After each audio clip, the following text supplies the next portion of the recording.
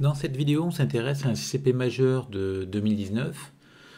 Donc il s'agit d'un exercice qui va être encore une fois à cheval sur l'analyse et l'algèbre.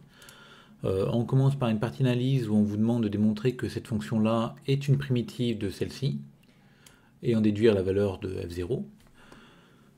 Puis on vous demande de vous intéresser à une suite d'intégrales in, en démontrant que in est égal à ça. Donc là on demande de démontrer une égalité entre intégrales avec un petit bloc qui apparaît à côté. Donc une des techniques principales pour faire ce genre de choses, ça va être de faire une intégration par partie, qui marchera très souvent. L'autre technique étant d'essayer d'écrire ce qui était à l'intérieur de l'intégrale comme une somme de deux fonctions, et de couper du coup l'intégrale en deux par linéarité, et d'obtenir la somme. Donc du coup après on demande d'en déduire un équivalent, donc vous voyez là on est complètement dans l'analyse. Puis on repasse un petit peu dans l'algèbre où on vous demande, donc on pose une fonction f continue, pour tout f continu, pardon, on pose phi de f de x égale cette fonction-là. Donc on vous demande de démontrer que phi est un endomorphisme de C0 de R, chercher son noyau, puis déterminer son image. Enfin, ici, résoudre l'équation phi de f égale lambda f, en déduire les valeurs propres de phi. Et une dernière question qui repart cette fois-ci complètement sur analyse. On vous demande de montrer que si f est développable en série entière, phi de f l'est aussi. Donc vous voyez qu'on survole quand même un certain nombre de points du programme dans cet exercice. Donc c'est un exercice qui est assez complet. Donc on va prendre bien sûr les questions dans l'ordre. Donc pour démontrer que θ est une primitive de cette fonction-là, on remarque déjà que cette fonction-là est définie sur R tout entier. Donc il serait bien que cette fonction-ci soit aussi définie sur R tout entier. Donc on commence par regarder si ce qui est à l'intérieur du logarithme est bien positif. Donc on a que t carré plus 1 est strictement plus grand que t carré qui est positif. Et la fonction racine carrée est strictement croissante sur R+. Donc comme t carré plus 1 est strictement plus grand que t carré, on obtient que racine de t carré plus 1 est plus grand que racine de t carré qui vaut la valeur absolue de t qui elle-même est plus grande que moins t. Donc du coup, t plus la racine de t carré plus 1 est bien strictement positif, donc θ est défini sur R. Et θ va être dérivable aussi sur R par opération sur fonction usuelle, parce que là on a une composition, enfin bon, tout va bien ici. La valeur qui est sous la racine ne s'annule pas, donc voilà. Et on peut calculer la dérivée. Et en calculant, donc là c'est vraiment juste du calcul, donc c'est du U' sur U. Là on a du racine de 1 plus t2, donc qui se dérive en U' sur 2 racines de U, etc., etc. On obtient que θ' de t égale 1 sur racine de 1 plus t2, qui n'est pas une surprise vu la question qui est posée, mais on a bien du coup que θ est une primitive de cette fonction. Donc je vous rappelle le cours, qu'est-ce que c'est qu'une primitive de f sur i? C'est une fonction, la primitive de f sur i, c'est une fonction qui est dérivable sur i, et dont la dérivée est égale à f. Donc c'est bien ce qu'on a vérifié ici, θ est dérivable sur R, sa dérivée est égale à la fonction que je voulais, donc on a bien une primitive. Donc ensuite derrière on vous demande de calculer f0 tilde de x qui est égal à cette intégrale-là.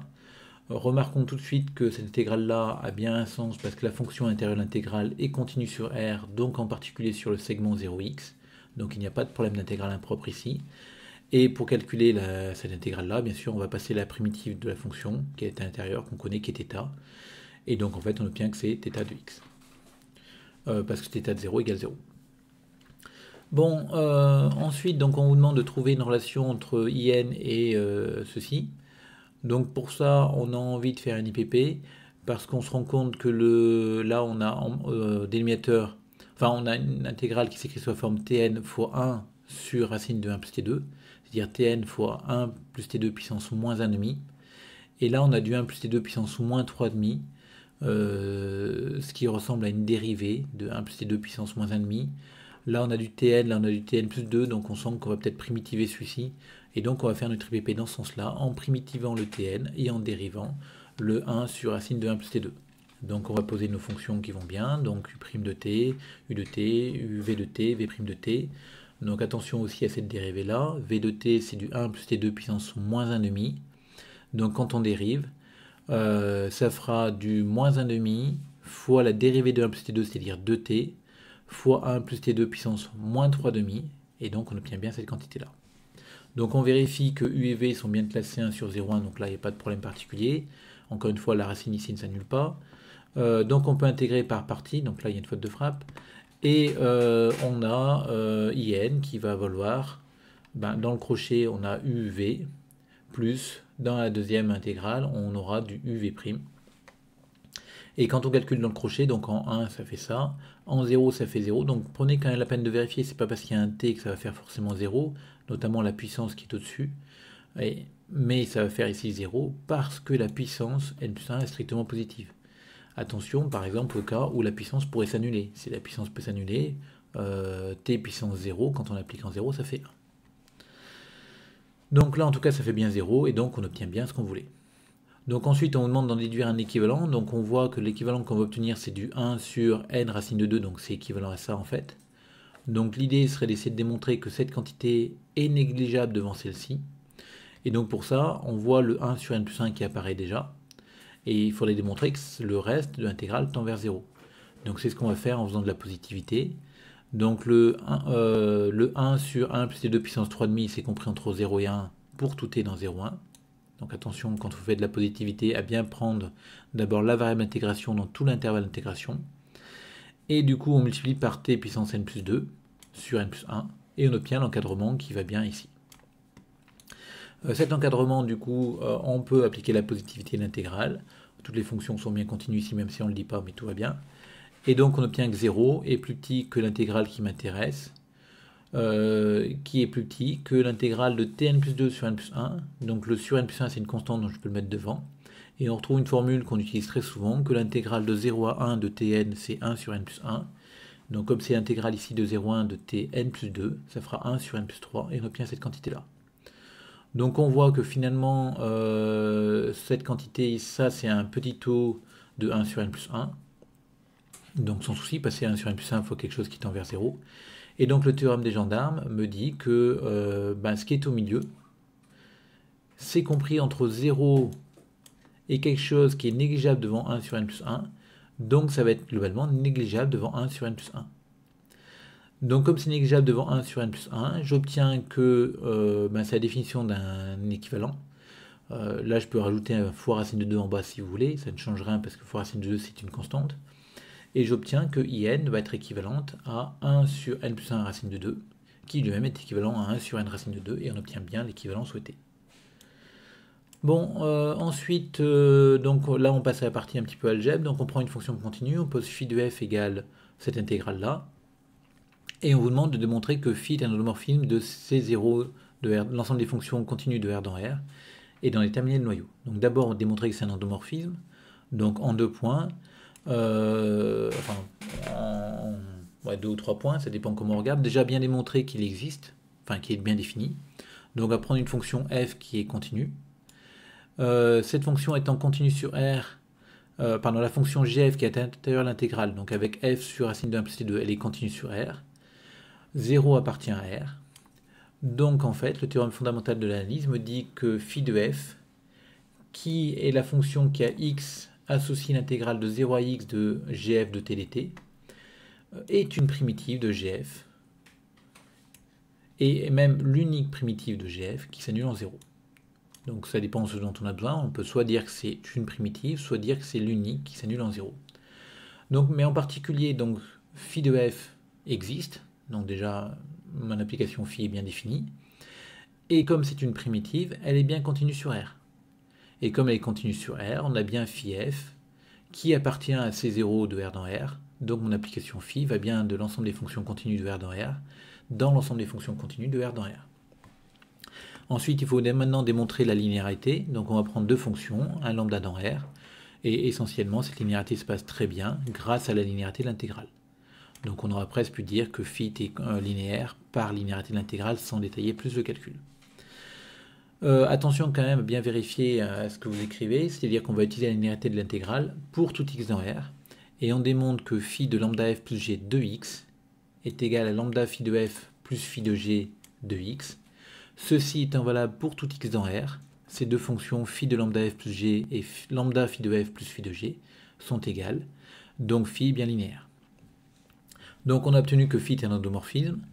Et maintenant, on cherche le noyau, donc on va prendre une fonction f continue sur R, telle que phi de f égale 0. Le premier point va me dire que phi de f, c'est une primitive de la fonction que j'ai appelée gf qui a été associée à f de t sur racine de t carré plus 1. Donc, comme phi de f égale 0, ça veut dire que cette primitive est nulle. Et quand je dérive ma primitive, j'obtiens gf. Donc phi de f', c'est gf. Mais comme phi de f est nul, cette dérivée est nulle. Et donc j'obtiens que gf est nul. C'est-à-dire que pour tout t dans R, f de t sur racine de 1 plus t2 est nul. Et donc, comme racine de 1 plus t2 n'est pas nul, on obtient que f de t est nul pour tout t dans R. Du coup, ma fonction f est la fonction nulle. Et donc, on a démontré que le noyau de phi, c'était le singleton 0, où 0, c'est la fonction nulle ici, de R dans R. Bon, ensuite, on vous demande de chercher cette fois-ci l'image de phi. Donc, on vous demande de démontrer que l'image de phi, c'est l'ensemble des fonctions de classe C1 sur R, vérifiant g de 0 égale 0. Donc, pour démontrer cela, on va le faire en deux temps, double inclusion.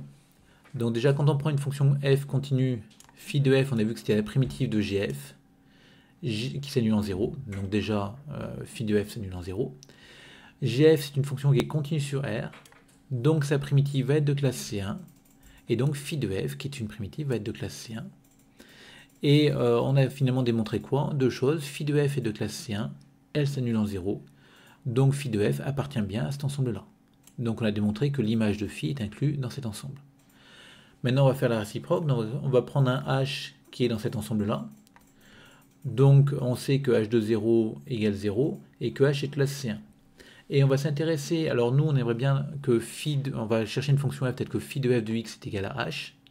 Et l'idée c'est de se dire, ben, tiens, si mon f, je le prenais sous la forme h' de t fois racine de 1 plus t2.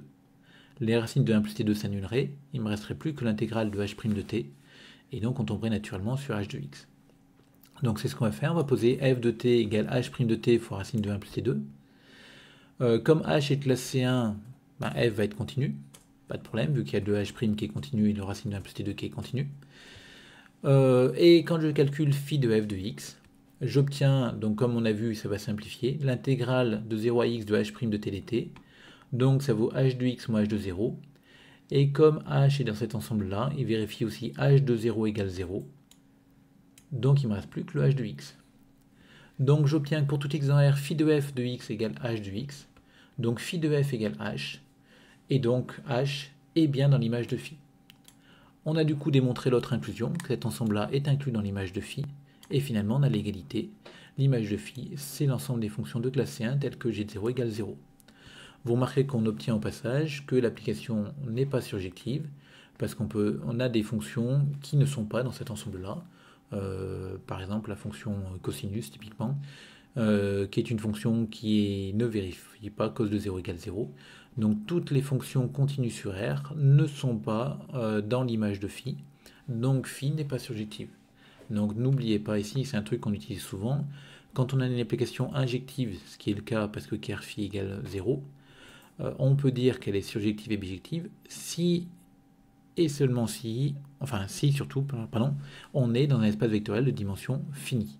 Donc si on est dans un espace vectoriel de dimension infinie, il faut regarder précisément l'image avant de pouvoir dire qu'elle est surjective. Et vous voyez qu'ici, ce n'est pas le cas. Donc après, pour lambda égale 0, on s'intéresse à l'équation phi de f égale 0f. Alors pardon, on vous demande de résoudre l'équation phi de f égale lambda f. Donc pour lambda égale 0, on tombe sur phi de f égale 0, donc c'est le noyau, donc on l'a déjà étudié avant, on a vu qu'il n'y avait que la fonction nulle. Et pour lambda différent de 0, on va raisonner par naïve synthèse. Et donc on va chercher un f tel que phi de f égale lambda f. Bon, le lambda est non nul, et ça va être très important pour la suite ici, parce que ça va nous permettre d'écrire f sous la forme 1 sur lambda phi de f. Comme phi de f est classe C1, f va être de classe C1. Comme phi de f de 0 égale 0, on aura f de 0 égale 0. Donc vous voyez, on va avoir plein d'informations grâce à cette écriture-là, qui n'est possible que parce que lambda est différent de 0. Et donc la distinction des cas qu'on a faite ici, lambda égale 0, lambda différent de 0, c'est pour pouvoir écrire cette chose-là, qui va nous permettre de tout faire derrière. Donc du coup, quand on a phi de f égale lambda f, comme maintenant f est classe C1, j'ai le droit de dériver. Et en dérivant, j'obtiens quoi? Ben, phi de f' de x égale lambda f' de x. Et je vous rappelle que phi de f, c'était une primitive de cette fonction-là. Donc phi de f' de x, ça va être égal à f de x sur racine de 1 plus x2. Donc on obtient l'égalité ici. Et donc finalement on obtient que si f est solution de l'équation, alors elle est solution de l'équation différentielle y' égale 1 sur lambda racine de 1 plus x2 y. Toujours parce que lambda est non nul, donc on peut diviser par lambda. Donc maintenant, il ne reste plus qu'à intégrer cette équation différentielle, donc qui n'est pas très compliquée, d'autant plus qu'on a trouvé une primitive de 1 sur racine de 1 plus x2 dans la première question qui était θ. Donc finalement, les solutions de mon équation différentielle, ça va être les fonctions qui a x dans R, ceci k exponentielle 1 sur lambda θ de x. Et donc on obtient k fois x plus racine de 1 plus x2 puissance 1 sur lambda, où k est dans R. Donc du coup, on va maintenant se servir de la deuxième information qu'on a. On sait que f de 0, c'est 1 sur lambda phi de f de 0, donc ça fait 0. Et donc, comme f de 0 égale 0, eh ben, on va pouvoir trouver le k, parce que f de 0, c'est aussi k. Quand on remplace x par 0, ça fait k de ce côté. Donc, on a k égale 0. Et finalement, ma fonction f, c'est la fonction nulle. Donc, si j'ai une fonction solution de l'équation, alors elle est nulle. Bien sûr, réciproquement, la fonction nulle est solution. Donc, on a bien l'ensemble des fonctions qui vérifient phi de f égale lambda f. C'est juste uniquement la fonction nulle. Donc là, c'est un équivalent. Alors, ici, on aurait pu quand même faire ça tout à fait autrement. Une fois qu'on a obtenu cette équation-là, on aurait pu former un problème de Cauchy. Parce qu'on a y' égale cette fonction-là fois y. Mais on a aussi f qui vérifie f de 0 égale 0.